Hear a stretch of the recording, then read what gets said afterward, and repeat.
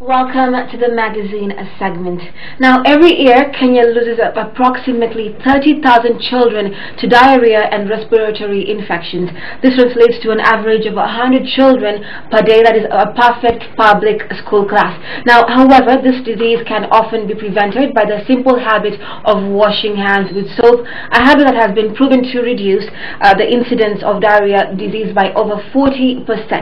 Now, hand washing has been a key issue for Unilever, and indeed the government through the Ministries of Education and Public Health and Sanitation. Now, as they seek to achieve MDG Agenda 4, that is reduce child mortality, that is by two-thirds through active promotion of course, hand washing with soap, Myriam brings a variety of skills and experiences to the public health world. Since 1999, she has worked with NGOs, UN organizations, academic institutions, and private sector on hygiene promotion programs. So Dr. Myriam Sidibe, we joined with Dr. Myriam Sidibe, that is a Unilever Global Social Mission Director. Welcome, Myriam. Thank you very much. Okay, now Myriam, we'll begin by this. You've done this thing for a very long time, and your accolades are very, very high. Yes. So what have you found throughout the world as you help use hand washing in combating this very, this disease we are taking over our children? So what we've learned throughout the years is threefold. I would say one, from an evidence perspective, we've realized that hand washing with soap indeed can save lives. So we know that if you could get people to wash their hands at the right time and at the right occasions, you can reduce diarrhea rates by over 50%. So on average 47% is the exact number. We also know that people are not washing their hands. So that's my second point. I think that today what we know is that it's not a matter necessarily of Africa, of Asia or Europe. That the rates today, 1 in 4 mothers doesn't wash her hands after she changes her nappies around the world. And Kenya is no exception in that respect. We realize that the norms of hand washing with soap is just not there. And thirdly, that we need a motivation that's beyond health. That if you want people to wash their hands, then you need to make them believe that everyone else is doing it, and that the need for social norms is very important. So those are a few things that we've learned so far. Happy to share them. Okay. Now, you are the forefront on spreading the messages of hygiene, and of course throughout the world, in making sure that everyone understands, the need to be clean, the need to have a, hygiene-free, hygienic environment. So, what does the World Health Day mean to you? The World Health Day is an excellent opportunity for us to put at the forefront key messages, key prevention messages such as hand washing with soap and hygiene. This year, World Health Day 2012 is about, basically living longer by adopting good hygiene, health habits in general. And for us, this is something that Lifebuoy and Unilever has been doing for decades. This is part of our DNA because, we believe that if you can get people to do the right habits at the right time, and that you can embed it in their way of life, that then obviously they will grow to be consumers that feel good, look good, and get more out of life. And that is essential to health. Health starts by these daily routine habits. Okay. Now, as a hand washing crusader, you just mentioned, what the World Health Day will mean this year, of course. So what's your key role in this year's World Health Day? So we're trying to get moms around the world to share their tips on hand washing with soap and how they get their kids to practice it, because I think what we've learned most importantly is that the answers lies within us, within us mothers. Myself as a mom with an 8-year-old, that's my biggest crusade, is to try to see how my daughter and obviously her friends and her peer groups actually practice the habits.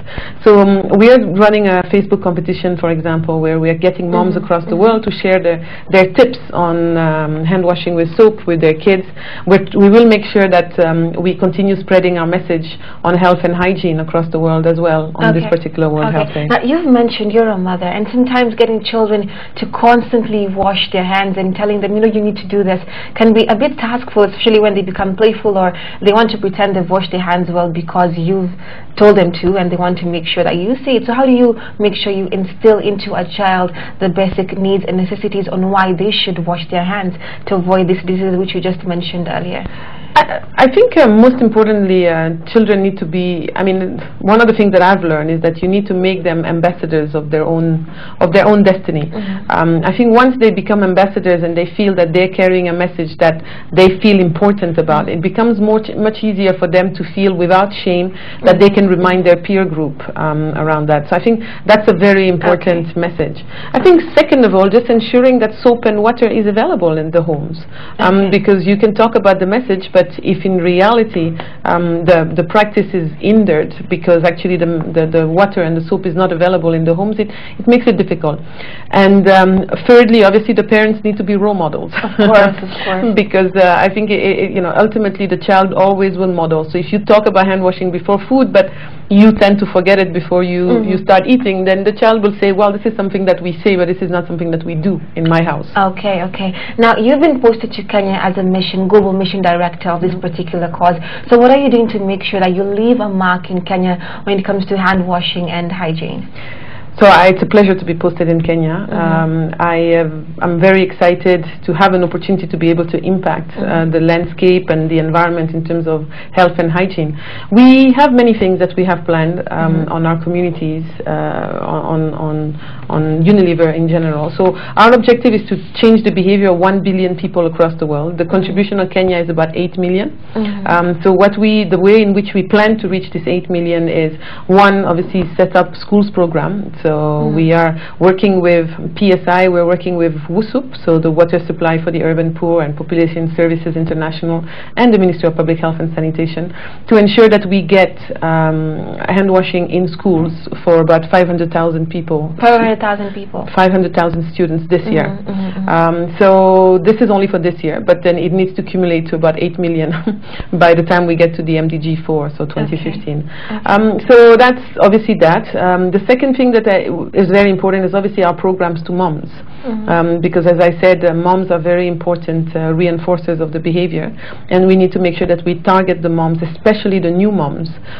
For the moment that they've just had a new child, they're much more amenable to changing their behavior, and that's something that we need to keep in mind as well. Okay. Now, we have 94% of students who don't really practice hygiene, they don't wash their hands, and 37% actually do.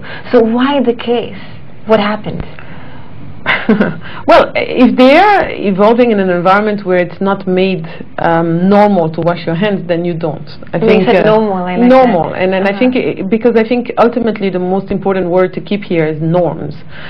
If you live in a society where hand washing with soap is not regarded as a way in which you are seen as a good citizen, or if you're seen as a good pupil, then you will not practice.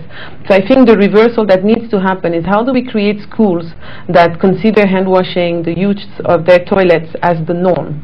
That it's just not okay to have a school that doesn't have a toilet, or it's just not okay to have a school that doesn't practice hand washing with soap. I think that will help a lot.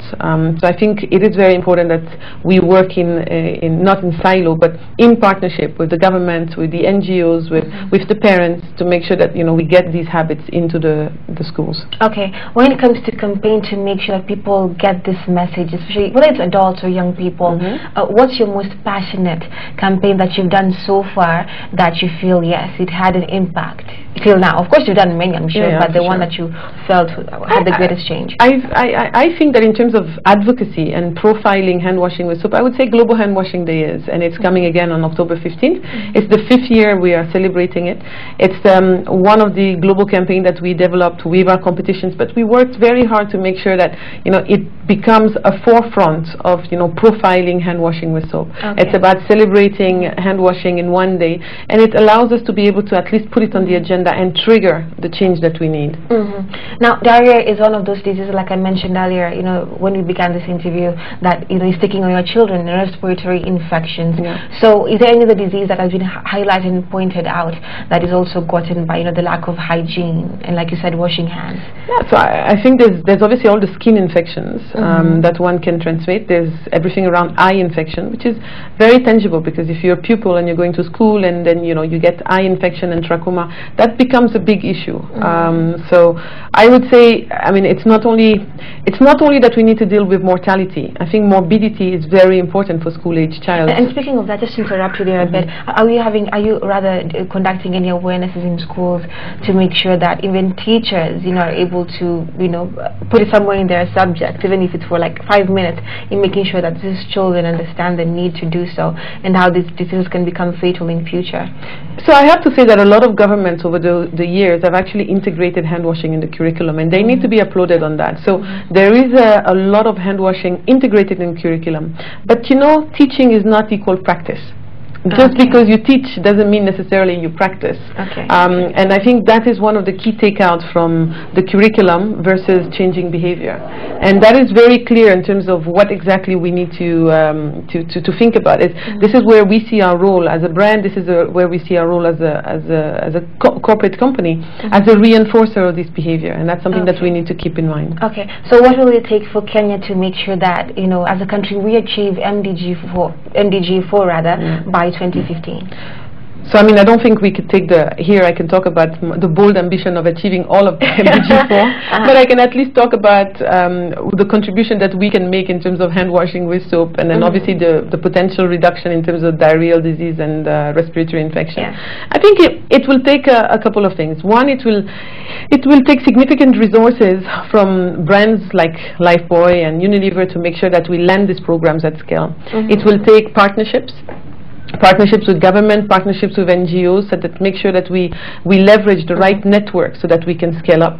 And then finally, it will also take a partnership with the parents, so that we create a norm in Kenya which is actually set around better hygiene and health, so that it is embedded in almost every household as something that we just need to do. Which is normal, like you mentioned earlier, of course. Absolutely. So what is the key challenge to maintaining proper hygiene with soap? People take it as something very simple, but I'm sure adults, even then, it is a point where we also, like, okay, fine, I'm supposed to wash my hands. That's supposed to be normal, right? Yeah. That kind of attitude. So what is the proper challenge when it comes to, key hand washing with soap?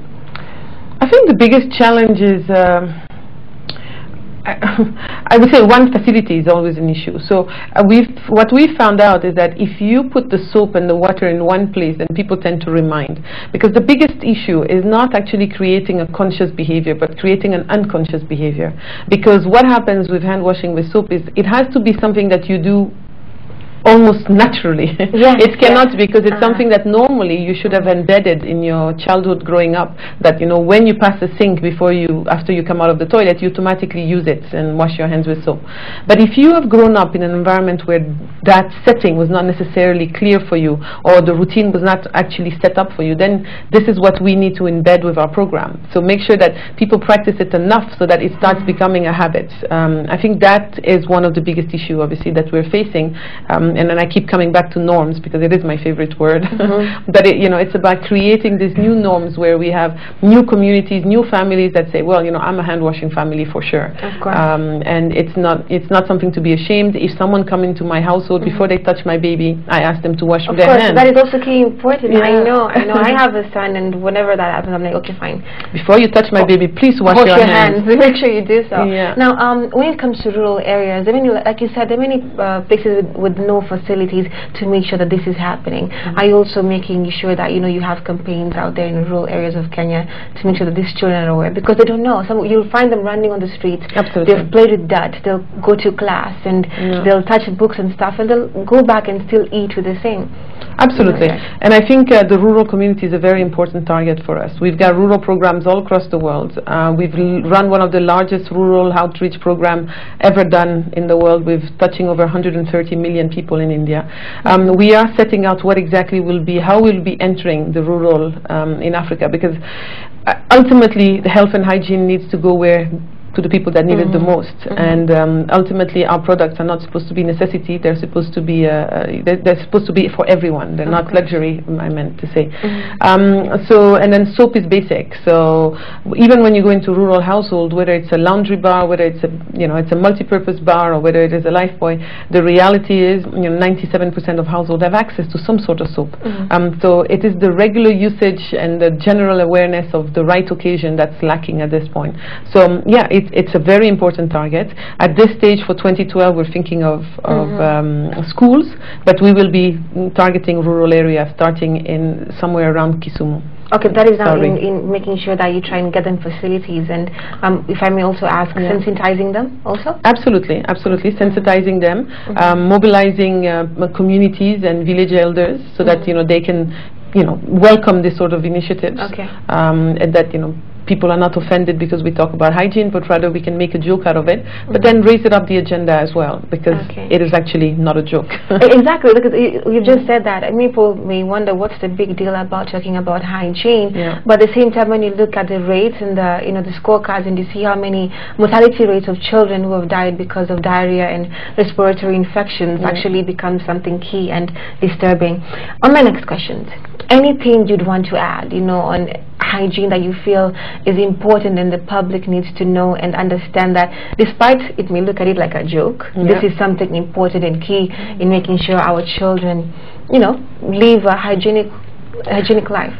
I think in general, like I said, for me it all starts at home. So home is the most important unit where behaviors are picked up, and then the best thing that you can do is obviously partners with home, because if you partner with homes, then you partners with moms, then the behaviors will happen, because this is not a behavior that's costing a lot of money.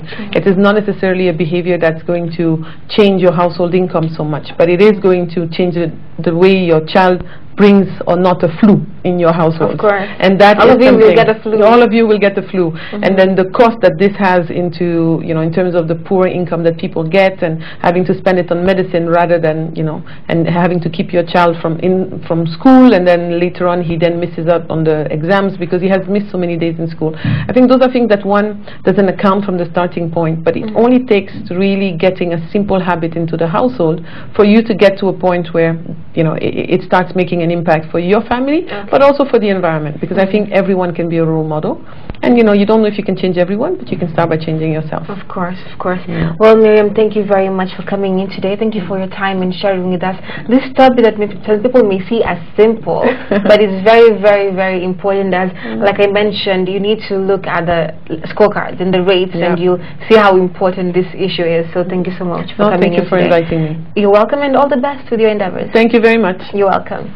Now, that has been Dr. Myriam Sidibe, the Unilever Global Social Mission Director.